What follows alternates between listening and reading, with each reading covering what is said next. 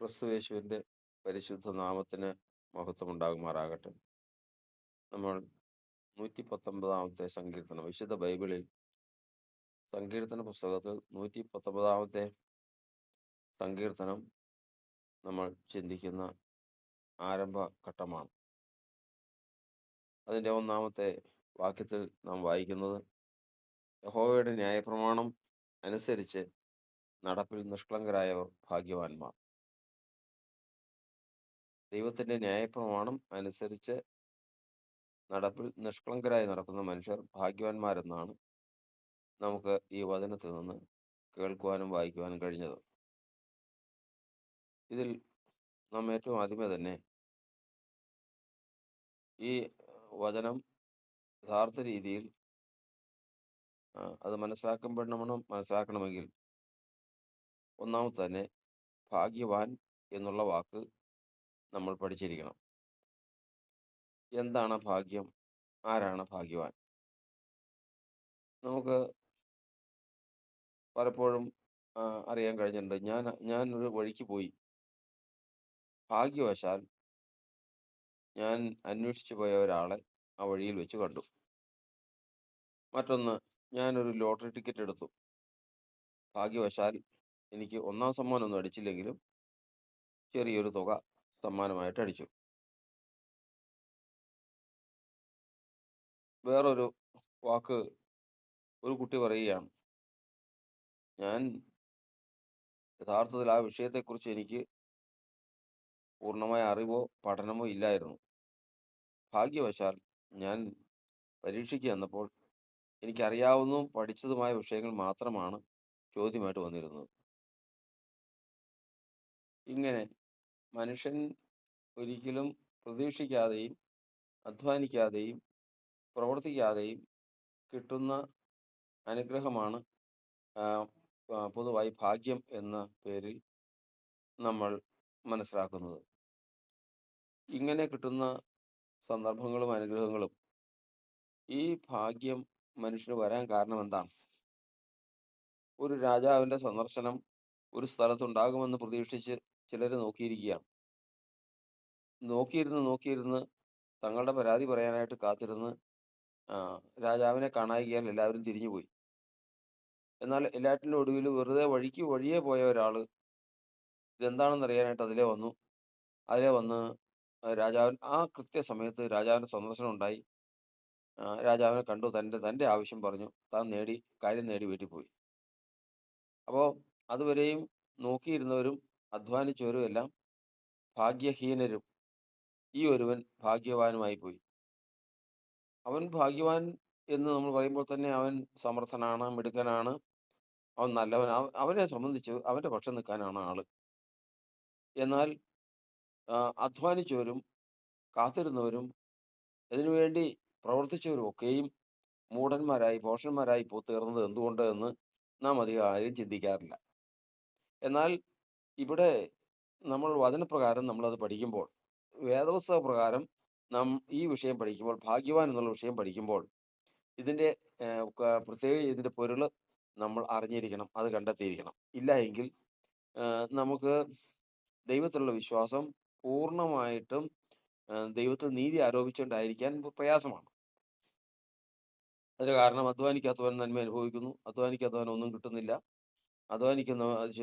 രാപ്പകൽ അധ്വാനിക്കുന്നവന് ആ കാര്യങ്ങളൊന്നും കിട്ടുന്നില്ല. എന്തുകൊണ്ട്? ഈ കാര്യത്തിലാണ് നമ്മളിന്ന് ഒരു കാര്യം ഭാഗ്യവാനെ കുറിച്ച് ചിന്തിക്കുന്നത്.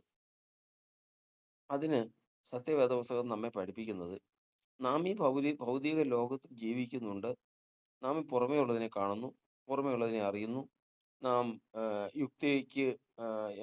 യുക്തിയെ ആധാരമാക്കിക്കൊണ്ട് ജീവിക്കുന്നു. നാം ഈ ലോകത്തിൽ കണ്ടിട്ടുള്ളതും കേട്ടിട്ടുള്ളതുമെല്ലാം നമുക്കറിയാം.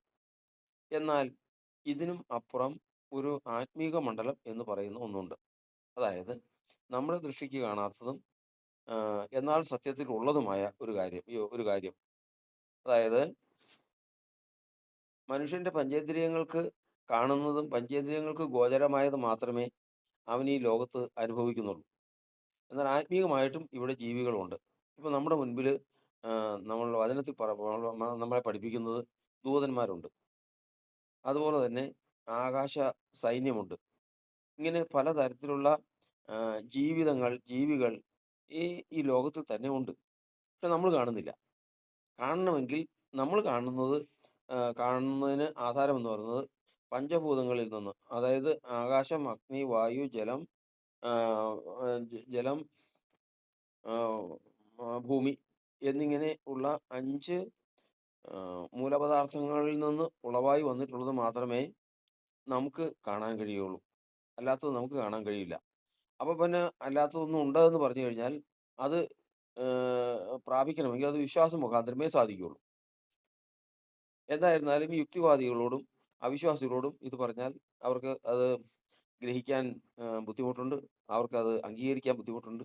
എന്നിരുന്നാലും ദൈവത്തിന്റെ വചനത്തെ അംഗീകരിക്കുന്ന മനുഷ്യർക്ക് ഇതിനെ അടിസ്ഥാനപരമായിട്ട് പഠിച്ച് അതിൽ നിശ്ചയം പ്രാപിച്ച് മുമ്പോട്ട് പോകാൻ നമുക്കിത് കൂടാതെ സാധിക്കില്ല. ഇത് മനസ്സിലാക്കാതെ സാധിക്കില്ല. അതിന് ഒരു ഉദാഹരണം പറയാം. ഈ ഉദാഹരണം എന്ന് പറഞ്ഞാൽ കർത്താവായ യേശു തൻ്റെ ശിഷ്യന്മാരെ വിളിച്ച് കൂട്ടുന്ന ഒരു കാലഘട്ടം.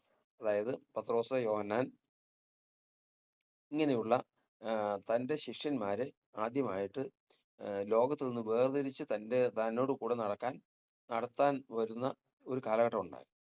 ഈ കാലഘട്ടത്തിൽ സമയമായപ്പോഴേക്കും തൻ്റെ അടുക്കൽ നഥനയേൽ എന്ന് പറയുന്ന ഒരു മനുഷ്യൻ വരുന്നു. യോഹന്നാന്റെ സുവിശേഷം 1-ാം അധ്യായത്തിൽ എഴുതിയിരിക്കുന്നതാണ്. നഥനയേൽ എന്ന് പറയുന്ന മനുഷ്യൻ ഇതിനു മുമ്പ് യേശു ആ മനുഷ്യനെ കണ്ടിട്ടില്ല. ആ മനുഷ്യൻ യേശുവിനെയും കണ്ടിട്ടില്ല. അവനെക്കുറിച്ചുള്ള അറിവിന് യാതൊരു സാധ്യത അവിടെ ഇല്ല.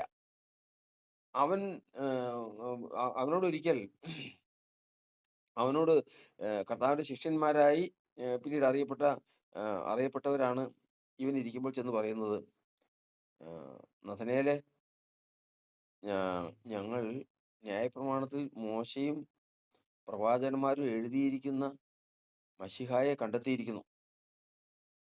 അവൻ യോസേഫിന്റെ പുത്രനായ യേശു എന്ന നസറത്തുകാരനാണ് എന്ന് പറഞ്ഞപ്പോ നഥനയേൽ പറഞ്ഞ്, നസറത്തിൽ നിന്ന് വല്ല നന്മയും വരുമോ? അതിനു മുമ്പ് യേശുവിനെ കണ്ടിട്ടില്ല, കേട്ടിട്ടില്ല, ആദ്യമായിട്ട് കേൾക്കുക. അപ്പൊ ആ യേശുവിനെ കുറിച്ച് കർത്താവിന്റെ ശിഷ്യന്മാർ പറഞ്ഞ വാക്കാണ്, ഇങ്ങനെ ഞങ്ങൾ ഒരാളെ കണ്ടിട്ടുണ്ട്, അവൻ മശിഹായാണ് എന്നാണ് ഞങ്ങൾക്ക് ബോധ്യപ്പെട്ടിരിക്കുന്നതെന്ന് പറഞ്ഞപ്പോൾ അവൻ ചോദിക്കുകയാണ്, നസറത്തിൽ നിന്ന് വല്ല നന്മയും വരുമോ? അപ്പൊ അവർ വന്ന് കാണും. അവനെ വിളിച്ചുകൊണ്ട് വന്നു. ഇവനെ വിളിച്ചു കൊണ്ടുവന്ന് യേശു ഒരു സ്ഥലത്ത് നിൽക്കുമ്പോൾ അകലേന്ന് വരുമ്പോഴേ തന്നെ യേശു അവനെ നോക്കി പ്രകാരം പറഞ്ഞു, ശിഷ്യന്മാരോട് പറഞ്ഞു, ദാ ഒരു സാക്ഷാൽ ഇസ്രായേലിൽ വരുന്നു. ഇസ്രായേൽ എന്ന് പറഞ്ഞാൽ എന്താന്ന് വെച്ച് കഴിഞ്ഞാൽ അതിന്റെ അർത്ഥം ദൈവത്തിന്റെ വചന പ്രകാരം നമ്മൾ പഠിക്കണം. ഇസ്രായേൽ എന്ന് പറയുന്നത് ദൈവത്തിന്റെ മകനാണ്. ദൈവത്തിന്റെ മകൻ ആണ് ഇസ്രായേൽ. അതുകൊണ്ടാണ് കർത്താവ് ഫറവോനോട് പറഞ്ഞത്, ഇസ്രായേൽ എൻ്റെ മകൻ, എൻ്റെ ആദ്യജാതൻ, എന്നെ ശുശ്രൂഷിപ്പാൻ എൻ്റെ മകനെ വിട്ടയക്കണം. അതുപോലെ 73-ാം സങ്കീർത്തനം പറയുന്നത്, ദൈവം ഇസ്രായേലിന് നിർമ്മല ഹൃദയമുള്ളവർക്ക് തന്നെ നല്ലവനാവുന്ന നിശ്ചയം. നിർമ്മല ഹൃദയമുള്ളവനാണ് ഇസ്രായേൽ. നഥനയേലിനെ കുറിച്ച് പറഞ്ഞു, ഇതാ സാക്ഷാൽ ഇസ്രായേൽ, ഇവനിൽ കപടമില്ല. അപ്പോൾ ഇസ്രായേൽ എന്ന് പറഞ്ഞാൽ ബഹുവിധ അർത്ഥങ്ങളുണ്ട്. ഈ അർത്ഥങ്ങളിൽ ഒന്നാണ് അവൻ ദൈവത്തിന്റെ മകനാണ്, നിർമ്മല ഹൃദയമുള്ളവനാണ്, കപടമില്ലാത്തവനാണ്, ദൈവത്തെയും മനുഷ്യനെയും മല്ലുപിടിച്ച് ജയിച്ചവനാണ് മുതലായിട്ടുള്ള കാര്യങ്ങളെല്ലാം ഈ വിശേഷത ഉള്ളതാണ് ഇസ്രായേൽ എന്ന പദം. അപ്പോൾ ഇസ്രായേൽ എന്ന പദത്തെക്കുറിച്ച് ഇസ്രായേലിൽ യഹൂദന്മാരുടെ ഇടയിൽ വളരെ മതിപ്പായ പഠനങ്ങളും ശ്രേഷ്ഠമായിട്ടുള്ള ദൈവിക സ്വഭാവത്തിന്റെ ആരോപണങ്ങളും എല്ലാം അതിനകത്തുള്ളതാണ്. അപ്പോൾ നഥനയേൽ വരുന്നപ്പോൾ കണ്ടപ്പോഴേ തന്നെ നഥനയേലിനെ കുറിച്ച് ശിഷ്യന്മാരോട് പറഞ്ഞു, ഇല്ല വരുന്ന കണ്ടോ, അവനെ ആളെ കണ്ടോ, അവൻ സാക്ഷാൽ ഇസ്രായേലിയനാണ്, അവനിൽ കപടമില്ല. ഇത് നഥനയേൽ കേട്ടോണ്ട് വരിക. അപ്പോൾ കേട്ടോണ്ട് വന്നപ്പോഴേക്കും നഥനയേൽ ചോദിച്ചു, ഗുരു, നീ എന്നെ എവിടെ വെച്ചറിയും? നീ ഇപ്പൊ ഇത്രയും കാര്യങ്ങൾ എന്നെ കുറിച്ച് പറഞ്ഞല്ലോ. ഞാൻ സാക്ഷാൽ ഇസ്രായേലിയനാണെന്നും എന്നിൽ കപടമില്ല എന്നും എല്ലാം പറഞ്ഞല്ലോ. ഞാൻ നിന്നെ കണ്ടിട്ടില്ല, ഞാൻ നിന്നെ അറിയുന്നില്ല. നീ നിന്റെ വാക്ക് കേട്ടിട്ട് എന്നെ അറിയുമെന്ന് തോന്നി, എവിടെ വെച്ചറിയും? അപ്പൊ യേശു പറഞ്ഞു, നിന്നെ വിളിച്ചുകൊണ്ട് വരുന്നതിന് മുമ്പ് നീ അത്തിയുടെ കീഴിലിരുന്നില്ലേ? ആ മധ്യപൂർവ്വ പ്രദേശങ്ങളിലേക്ക് അത്തി എന്ന് പറയുന്ന വൃക്ഷം സാധാരണയായി കാണാറുള്ളതാ. തണലിനായിട്ട് അത്തിയുടെ ചോട്ടിൽ പോയി ഇരിക്കും ആളുകൾ. ഇതുപോലെ ആ നഥനയേല് അത്തിയുടെ ചോട്ടിൽ ഇരുന്നുകൊണ്ട് ഓരോ കാര്യങ്ങൾ ചിന്തിക്കുകയും തന്നെ തന്നെ ഇരിക്കുമ്പോൾ ചിന്തിക്കുകയും ആ, ഹൃദയത്തിൽ നിരൂപിക്കുകയും ചെയ്യുന്ന കാര്യങ്ങളൊക്കെ ഉണ്ടല്ലോ. ഇങ്ങനെ ഇരിക്കുന്ന സമയത്ത് നഥനയേലേ, നിന്നെ ഇവിടെ വിളിച്ചുകൊണ്ട് വരുന്നതിന് മുമ്പ് നീ അത്തിയുടെ കീഴിലിരുന്ന് ഓർക്കണുണ്ടോ? അവിടെ വെച്ച് ഞാൻ നിന്നെ കണ്ടു. അപ്പൊ യേശു അവിടെ ഉണ്ടായിരുന്നില്ല. അപ്പൊ യേശുവിന് ആത്മീയ മണ്ഡലങ്ങളിൽ കൂടി, ആത്മീകമായ ദൃഷ്ടിയിൽ കൂടി ഒരു മനുഷ്യനെ അടുത്തില്ല എങ്കിലും അകലെ വെച്ചാണെങ്കിലും കാണുവാൻ കഴിയുന്നു. അതുകൊണ്ടാണ് 130-ാം സങ്കീർത്തനം പറയുന്നത്, നീ എന്റെ നിരൂപണങ്ങൾ ദൂരത്തു നിന്ന് ഗ്രഹിക്കുന്നു.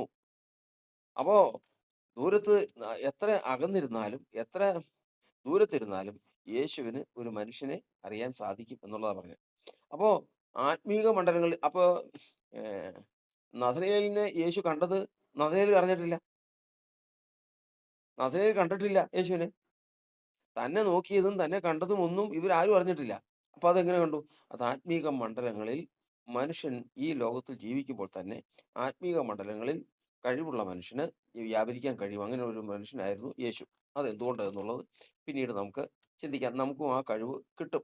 ആ കിട്ടണമെങ്കിൽ അതിന്റെ വ്യവസ്ഥ എന്താണ്? അതെങ്ങനെ സാധിക്കും എന്നുള്ളതൊക്കെ നമുക്ക് അടുത്ത ഇതില് അതിന് ഒരു ചിന്ത തന്നെ അതിനുവേണ്ടി നമുക്ക് ഒരു ഒരു ഒരു വീഡിയോ തന്നെ അതിനുവേണ്ടി നമുക്ക് ചെയ്യുന്നുണ്ട്.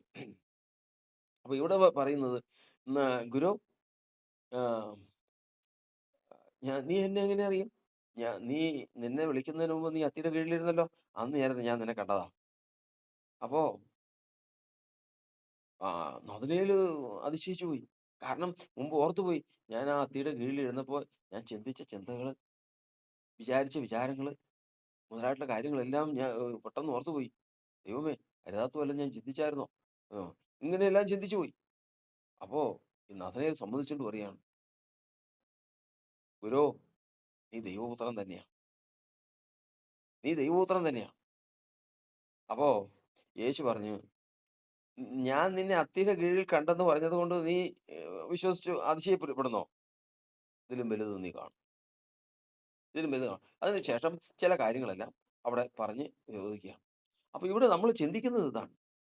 നഥനയേല് ആഹ്, ഒരു ഒരു സ്ഥലത്ത് ഇരിക്കുന്നു. കർത്താവിന്റെ ശിഷ്യന്മാർ ആ വഴിക്ക് വരുന്നു ഭാഗ്യവശാൽ.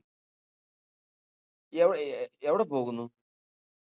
അപ്പൊ ശിഷ്യന്മാർ പറഞ്ഞു, ഞങ്ങൾ ന്യായപ്രമാണത്തിൽ മോശ എഴുതിയിരിക്കുന്ന അവരെ ആളെ കണ്ടെത്തിയിരിക്കുകയാണ്. അപ്പൊ നസറെത്തിന്ന് വല്ല നന്മയും വരുമോ? വന്ന് കാണുക. ഭാഗ്യവശാല് നഥനയേല് അവരുടെ കൂടെ വന്നു. ഭാഗ്യവശാൽ യേശുവിനെ കണ്ടെത്തി. അപ്പൊ ഈ ഭാഗ്യം മുഴുവനും എവിടെയാ ഇതിന്റെ ഇരിക്കുന്നത്? വേറെ ആർക്കും കണ്ടെത്താൻ സാധിക്കാത്തത് എന്താ? അതാണ് നമ്മളിപ്പോൾ ചിന്തിച്ചതിന് കാരണം. ആ മനുഷ്യന് ഈ ലോകത്തിൽ ജീവിക്കുമ്പോൾ തന്നെ ഭൗതികമായി നാം കാണുന്നതും കേൾക്കുന്നതും അറിയുന്നതും കൂടാതെ ആത്മീക മണ്ഡലം എന്ന് പറയുന്ന ഒന്നുണ്ട്. അതിൽ സംഭവിക്കുന്നത് നമുക്കറിയാൻ കഴിയുന്നില്ല. അതിൽ ചില കാര്യങ്ങളൊക്കെ സംഭവിക്കുന്നുണ്ട്. ആ അതിൽ സംഭവിച്ചതിന്റെ ബാക്കിയാണ് ഇതിൽ സംഭവിക്കുന്നത്. അതിൽ കാര്യങ്ങൾ ഭംഗിയായിട്ട് സംഭവിച്ചു കഴിഞ്ഞാൽ, ഇപ്പൊ ഇത് പറഞ്ഞതുപോലെ അത്തിയുടെ കീഴിലിരിക്കുമ്പോഴേക്കും കപടമില്ലാത്തവനായിട്ട് കണ്ടെത്തി. കപടമില്ല, വേഷം കെട്ടില്ല. ദൈവത്തിന്റെ അടുക്കൽ വരുമ്പോൾ ദൈവം ഏറ്റവും ആഗ്രഹിക്കുന്ന ഒരു കാര്യമാണ്. അതാണ് യെശയ്യാപ്രവചനം 63-ാം അധ്യായത്തിൽ പറയുന്നത്. അവർ എന്റെ ജനം, കപടമില്ലാത്ത മക്കൾ എന്ന് പറഞ്ഞുകൊണ്ട് ഞാൻ അവർക്ക് രക്ഷിതാവായി തീർന്നു. ദൈവം ഒരാളെ കാണുമ്പോൾ ഏറ്റവും ആദ്യത്തെ യോഗ്യതയാണ്. എന്തെല്ലാം കുറവുകളുണ്ട് അത് പരിഹരിക്കാം. അവൻ കൊലപാതകനായിക്കോട്ടെ, അവൻ ഏത് പാവം ചെയ്തവനായിക്കോട്ടെ, അത് പരിഹരിക്കാം. പക്ഷെ കപടം ഇല്ല. കപടം എന്ന് പറഞ്ഞു കഴിഞ്ഞാൽ ദൈവം അത് അടുക്കില്ല. കാരണം കപടം എന്ന് പറയുന്നത് ദൈവീകമല്ല. അത് തീർത്തും പൈശാചികമാണ്. അപ്പോ ഇങ്ങനെ അത്തിയുടെ ചുവട്ടിൽ ഇരുന്നപ്പോൾ ചെന്നപ്പോൾ നല്ല ചിന്ത ചിന്തിച്ചു. നല്ല ചിന്ത ചിന്തിച്ചു. കപടമില്ലാത്ത ഒരു ഹൃദയമായിട്ട് യേശു അത് കണ്ടു. ആ കണ്ടത് കൊണ്ടാണ് ഇവന് യേശുവിന്റെ അടുക്കൽ വരാനുള്ള ഭാഗ്യം കിട്ടിയത്. അപ്പോ ആത്മീക മണ്ഡലവും ഭൗതിക മണ്ഡലവും തമ്മിലുള്ള ബന്ധമാണ് ഭാഗ്യത്തിന് ആധാരം എന്ന് ഇന്ന് നാം പ്രാരംഭമായിട്ട് പഠിച്ചുകൊള്ളണം. ആത്മീകമായി ആത്മീക മണ്ഡലത്തിൽ നാം ദൈവവുമായിട്ടുള്ള ബന്ധത്തിൽ ശരിയായിരുന്നാൽ ഭൗതിക മണ്ഡലത്തിൽ നമുക്കുള്ള നന്മ ഭാഗ്യമായിട്ട് ലഭിക്കും.